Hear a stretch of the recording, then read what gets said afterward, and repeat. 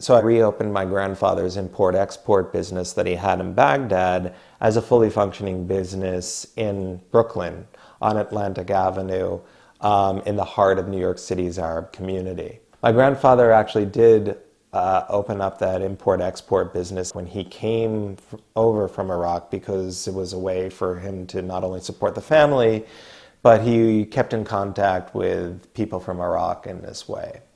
So I resurrected the business, and the primary purpose was to attempt to import, for the first time in over 30 years, world-renowned Iraqi dates to the US. And so it would have been the first item to say product of Iraq. And Iraqi dates are renowned all around the world, like the Cuban cigar or the French cheese, and there's over 600 different varieties that grow there.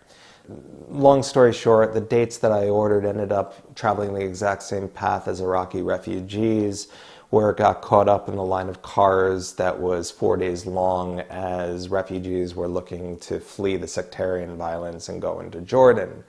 And so once the dates got to the border with Jordan, they were sent back to Baghdad because the Jordanians feared the rumors that the US had used depleted uranium, and so they had to get a radiation scan certificate.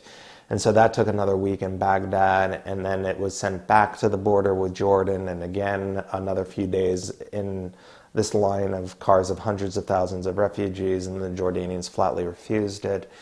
The truck driver then brought the dates up to Syria and to Damascus, and when the company sent a representative to go and investigate the shipment, it was found that because of the 3 weeks that it was in this truck in the September heat of the Iraqi desert, that the dates had actually cooked and the shipment had died in Syria. So as people were coming into the store asking for these dates, they were hearing about the delay, but they were basically hearing the story of the Iraqi refugees. And that kind of method of working, of storytelling and being a purveyor of local and global history was something that I found very attractive. So this part of my practice has always been there, and Stephanie calls it the good guide.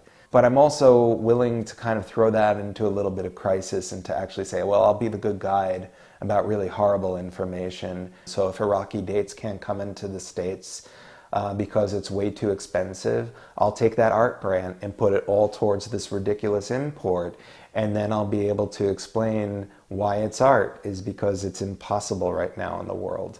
But I'm very willing to explain that and to bring people along for that ride.